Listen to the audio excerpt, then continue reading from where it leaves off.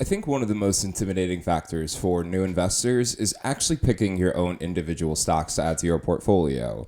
I mean, with thousands of companies to choose from, and with this being your money on the line, it certainly can be a daunting or intimidating task to actually get started to building that portfolio for yourself. I know it's something that I struggled with, so what I want to do today is share with all of you how I go about finding stocks to add to a watch list that I might eventually add to my portfolio.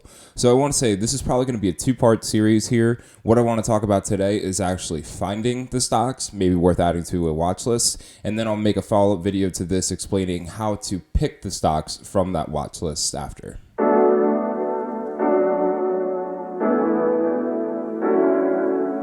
Hey everyone, thanks for joining me today. My name is Matt, and I don't know if I have to give this disclosure today, but just remember, anything I say here is not advice, just for your entertainment purposes. Also, keep in mind, if you like this video, it's a 5-cent donation to charity, and if you subscribe, that is still a 10-cent donation to charity as well. But as I mentioned, today I want to discuss with all of you how to go about finding stocks that might be worth adding to your portfolio. And I have 3 methods that I utilize very frequently for finding stocks. So without any further ado, let's go ahead and get started here. And the first one is very simple, but it's so simple that it gets commonly overlooked. And it's something that I've said before, but it's just simply investing in what you know. And what I mean by that is investing in companies that you're familiar with, maybe own their products or are a customer of their services, because I find that when you are actually interested in a company or have an existing relationship with them, it's much easier to actually take the time and learn about this company because it's something that you're interested in. So if you're a diehard Disney fan, you subscribe to the Disney Plus, you go to their theme parks all the time when they were open, or love Disney movies, learning about what that company is doing to succeed is going to be a lot more interesting than learning about banking if you hate banking. Those earnings calls, reading those reports are just going to be so boring for you, and it's going to be hard for you to get excited about that. And I use Disney as the example there because I think that's something a lot of people can relate to, but think of other ways. Do you shop at Walmart a lot? If you shop at Walmart a lot, maybe that's a store that you really like. Do you drink a lot of Starbucks? Do you have an Apple computer, or do you have a Microsoft computer or Windows computer? These are all things that just help you get into the mindset of investing because it's something that you should enjoy learning about. Now, I know that investing itself is not the most exciting topic, and this might be something a lot of you struggle with at first, but the more and more repetitions you get in with this, the easier it gets and the more enjoyable it gets. But giving yourself that advantage of learning about something you like or believe in is going to make this a much easier process than trying to learn about an industry that either you just don't understand or do you really even care about. The next step that I utilize, and surprisingly, this is actually probably the one that I utilize the most, is by listening to podcasts, or I say loosely watching YouTube videos. Reason why I'm such a big believer in podcasts is because I think they provide such valuable information from credible sources. So another thing I've mentioned on my channel before is I'm a huge fan of the Mulvihill. I listen to their podcast religiously, and they have multiple ones that come out on almost a daily basis. So there's a lot of options for me to choose from. But this provides a lot of value to me as an investor because while I'm driving or if I'm cleaning, cooking, whatever, I could still be learning about stocks, and they might be talking about something that I wouldn't think of, or maybe point out some statistics that I was just simply unaware of, but it saves me a lot of time from actually having to do that research on my own. One example of a company I have like that is Mercado Libre. So I really would have never heard of Mercado Libre if it wasn't for the Motley Fool's podcast. It's a stock they love, they talk about often, and after diving deep into it and hearing what they had to say, it looked like a very promising investment for me. The other one is a company like McCormick. I actually use McCormick spices very frequently. I do a lot of cooking, but I never thought of them as a stock until the podcast brought that up to me and put that on my radar, saying, it's a dividend aristocrat, it's a very well-run company, they have a large product, they have a lot of SKUs, which could be a problem for them, but they point out that stuff, and it helps me understand what I should be looking for when I do decide to get into a new industry or something that I'm not as familiar with. Now, the reason why I said YouTube loosely is because not everybody on YouTube is credible. I'm sure you start to, after a while, realize who is credible and who might not be. And I'm not knocking anybody specifically, and this is not targeted towards anybody, but that is one hesitation I always have with learning directly from YouTube with some of this stuff.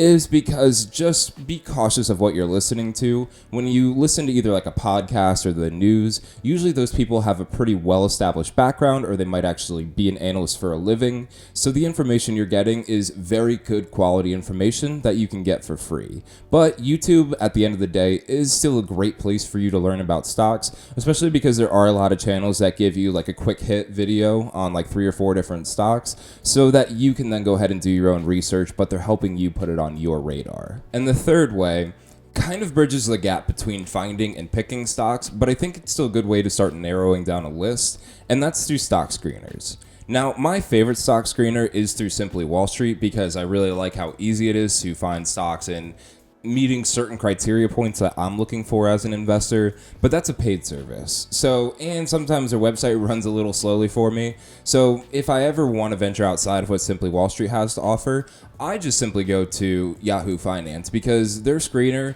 admittedly, it was a little better back in the day when everything was free, but it still is such a valuable resource and something that I feel is actually underutilized, because it does offer a lot of potential to new investors who are just trying to figure out how to use screeners, how to look for stocks, and understand what to be looking for a little better, and again, for free.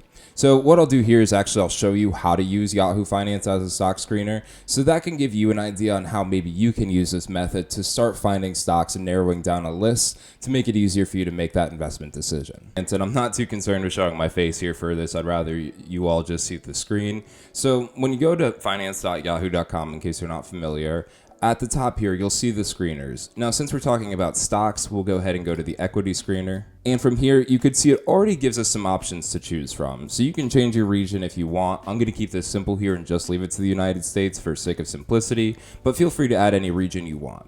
Now, the one tip I always like to include with this, though, is as you go through this, just make sure you're casting a broad net and not really trying to narrow it down so it finds that one stock for you. Ultimately, if you do that, you'll be left with no options, and if you cast too narrow of a net, then you might be missing out on a really good opportunity. So let's just say you're looking for a pretty safe investment here, or a larger, well-established company. So I would select large and mega cap companies.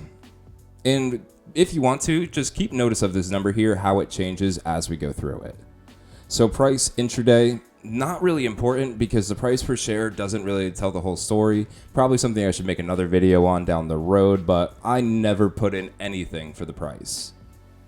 The sector, let's say that you're really into tech, and that's the kind of companies that you like to invest in. So you would choose technology.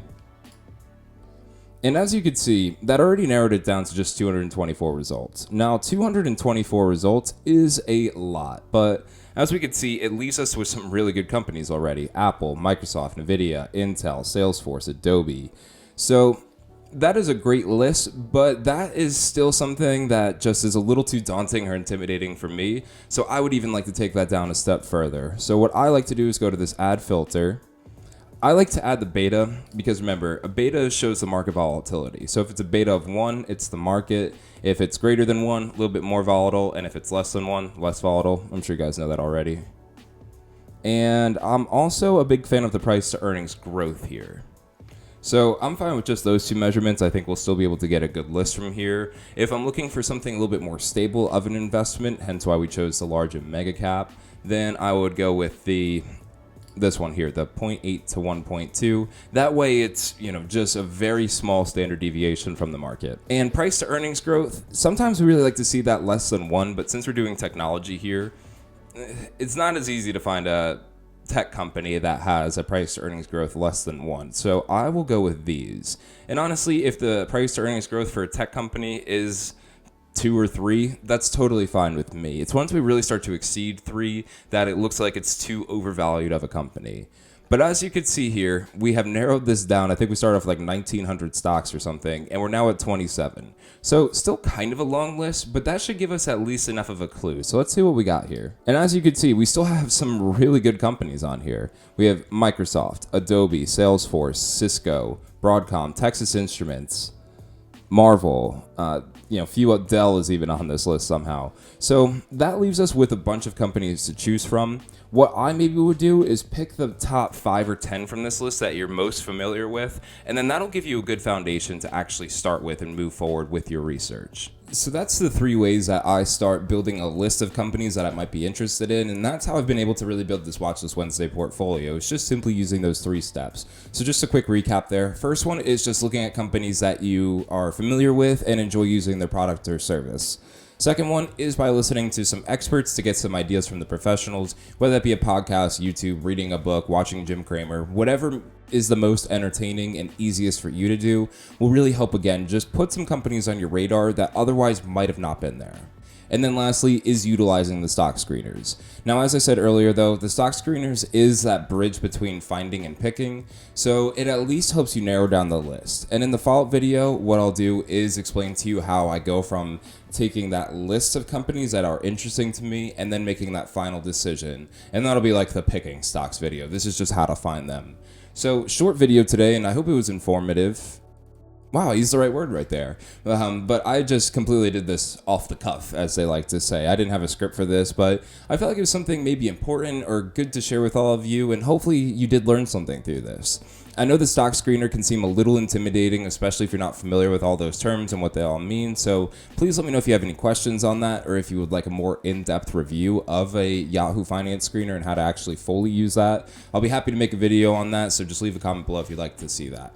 If you enjoyed this video, I hope you like it. Remember, that's a 5-cent donation, and if you haven't subscribed already, that's a 10-cent donation, so keep that in mind as well. Any questions, leave that in the comments below, but I'm going to wrap up here. So thank you so much for taking the time out of your day to watch this video. You could be anywhere in the world, and you're right here with me, and I really appreciate that. That is a Jay-Z line.